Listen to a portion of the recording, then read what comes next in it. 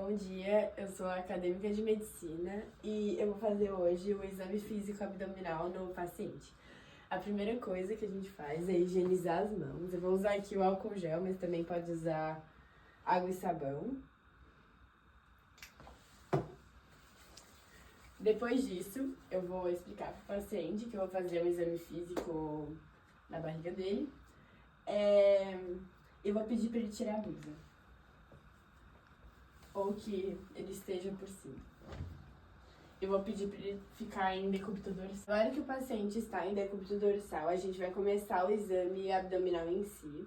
A primeira parte do exame é fazer uma inspeção do abdômen, que seria olhar o formato dele, se ele é batráquio, globoso ou atípico, a simetria desse abdômen, se tem algum abaulamento ou retração, se tem alguma lesão de pele, alguma estria, se tem alguma cicatriz que nos mostra se o paciente fez alguma cirurgia anterior, que ele não mencionou, se existe circulação colateral, que pode ser do tipo porta e cava, se tem movimentos peristálticos visíveis, também avaliar o aspecto da cicatriz umbilical do paciente e também ver se ele tem alguma herniação visível e também ver se o paciente apresenta alguma massa visível no abdômen.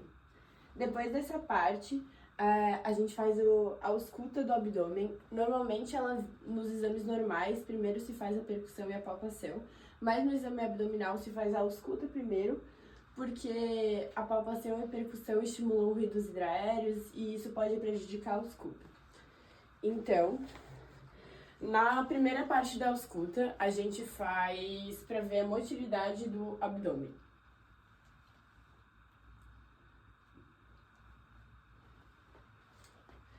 A gente pode fazer em 4 ou 6 quadrantes, eu vou fazer em 6.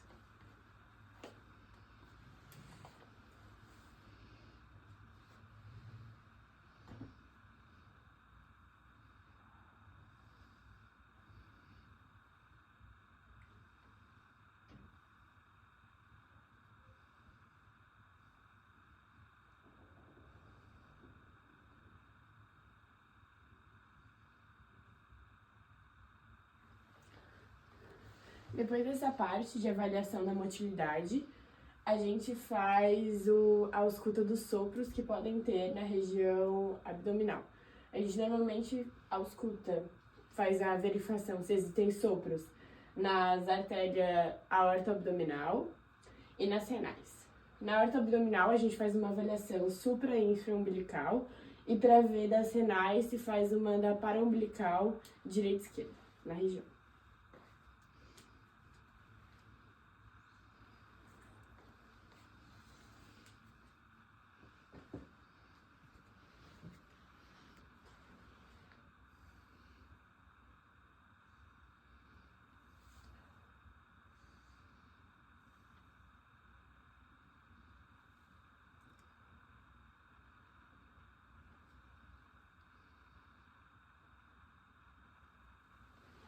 Depois da ausculta, a gente faz a parte da percussão abdominal. A primeira parte da percussão se faz em 9 quadrantes, normalmente, olhando cada quadrante do abdômen, e avalia se tem timpanismo ou maciez.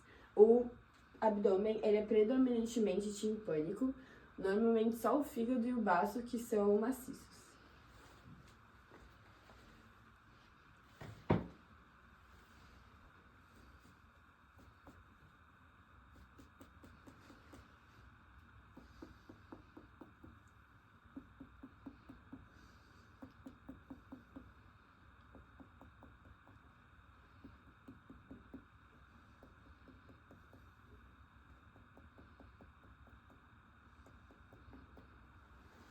Depois de avaliar por quadrantes, a gente faz a hepatometria, que seria verificar o tamanho do fígado.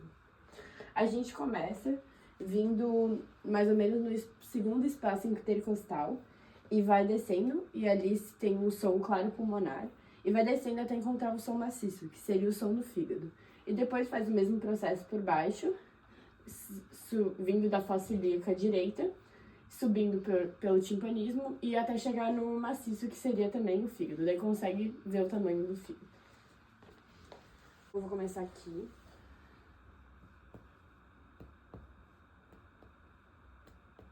Aqui, ó. Aqui já começa um som maciço. Daí, vou pedir para os pacientes só botar o dedo ali pra marcar. E daí eu vou vir de baixo da fossa ilíaca pra fazer o mesmo processo.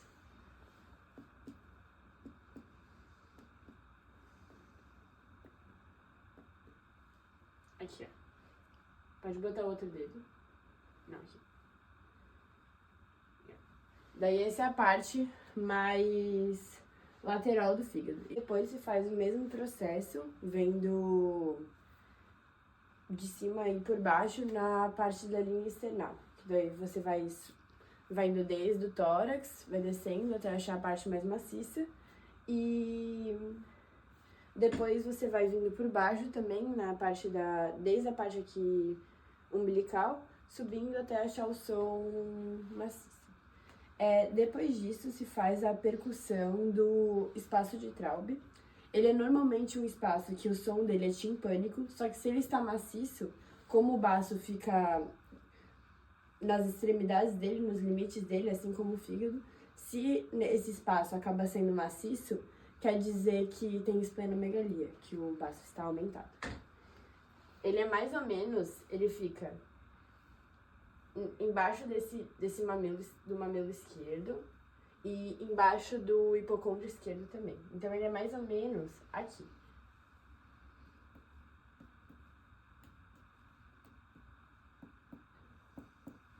A última parte do exame abdominal propriamente dito é a palpação. Primeira coisa que se faz é esquentar um pouco a mão, porque se toca com a mão muito gelada no paciente, isso pode estimular alguma contração, isso pode afetar o exame e vai dificultar também. Primeira parte se faz uma palpação mais superficial, que é feita somente com uma mão.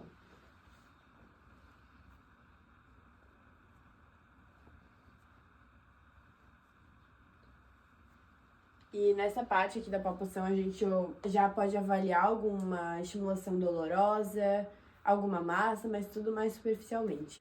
E agora a segunda palpação é uma palpação mais profunda, que se faz com duas mãos, que a gente consegue avaliar melhor estímulos dolorosos, se tem ali, se tem alguma massa, alguma normalidade no abdômen.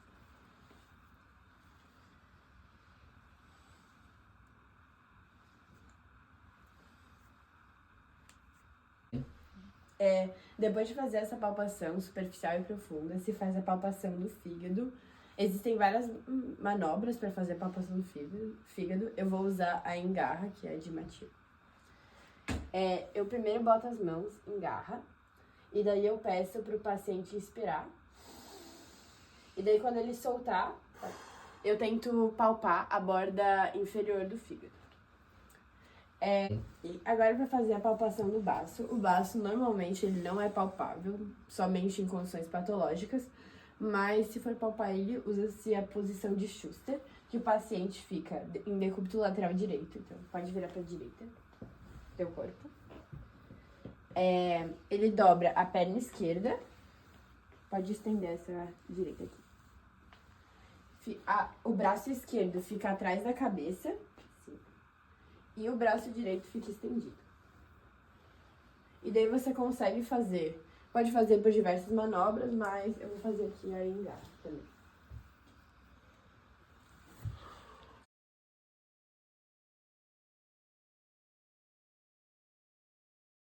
O exame abdominal em si é esse, mas dependendo da queixa do paciente, se faz algumas manobras especiais, então eu vou mostrar alguma delas. Uma das manobras que existem é a manobra de Giordano, que avalia a pielonefrite. Então, eu vou pedir pro paciente sentar e virar de costas para mim.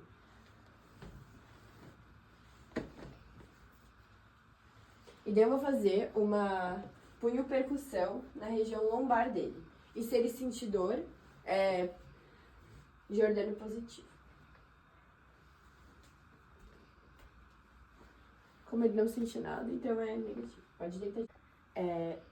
Uma outra manobra é a manobra de Murphy, que se faz em casos de colacistite aguda. E ela é uma manobra que normalmente se faz durante a palpação do abdômen, para o paciente não notar que a gente que a gente vai fazer essa manobra, porque se a gente vai direto no ponto cístico, que é onde é feita a manobra, normalmente essa região já está sensibilizada pelo paciente e isso pode, ele sabendo que a gente vai fazer um exame ali, isso pode ter alguma divergência no exame.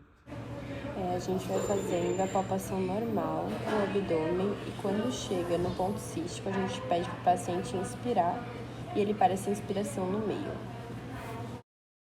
Se ele, para essa inspiração no meio, quer dizer que tem alguma região ali que dói, alguma coisa assim.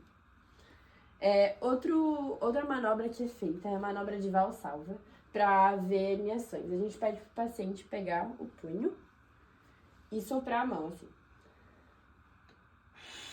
Quando ele faz isso, as herniações, elas saltam na região abdominal.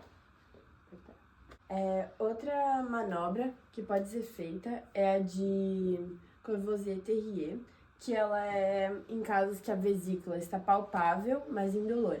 Normalmente a vesícula não é palpável e quando ela está palpável pode indicar uma neoplasia.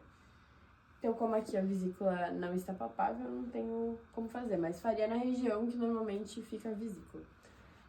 Outra manobra é a Torres Homini, que ela é feita quando tem lor na percussão da loja hepática. Também, essas manobras pode ser feita até numa percussão normal, no exame, mas como não tenho nenhuma queixa de dor, nada, eu acabei não fazendo. Mas a maioria dessas manobras são feitas, assim como a de Murphy, são feitas ao longo do exame, até para o paciente não notar. Então, pega aqui a região hepática e faz a percussão normal e nota se tem dor. E um outro exame é a manobra de Joubert, que ela é feita quando tem timpanismo na loja hepática. Agora falando um pouco das manobras para apendicite, tem 4 manobras que são mais importantes para ser feitas em caso de apendicite. A primeira delas, que é a mais conhecida, é a de McBurney, que se faz uma descompressão no ponto de McBurney e vê se o paciente sente dor. Ela também é feita normalmente na palpação normal, então você está palpando e daí faz uma descompressão brusca no ponto de McBurney e vê se o paciente sente dor. Outra que é feita é a manobra de Hosing, que você faz uma palpação na fossa ilíaca esquerda e vê se o paciente sente dor na fossa ilíaca direita. Que isso também pode ser indicativo de apendicite.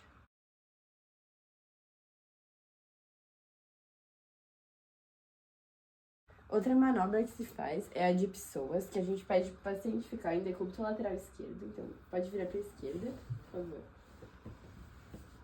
E a gente vai pegar a perna direita e botar para trás. Quando faz isso, o paciente sente, se ele tem apendicite ou uma suspeita, ele sente dor na fossa ilíaca direita. Pode voltar. Outro sinal que é feito é o obturador, que se pega a perna direita do paciente e faz uma rotação interna. E quando se faz isso, o paciente sente uma dor também na fossa ilíaca direita. Pode voltar. E agora falando um pouco da ascite, existem 3 exames que podem ser feitos para avaliar se tem ascite no paciente. O primeiro deles é ficar virando o paciente para o lado esquerdo e direito e avaliar a movimentação do líquido que fica no caso da ascite. Então, pode virar pro lado direito. Pode virar. Isso.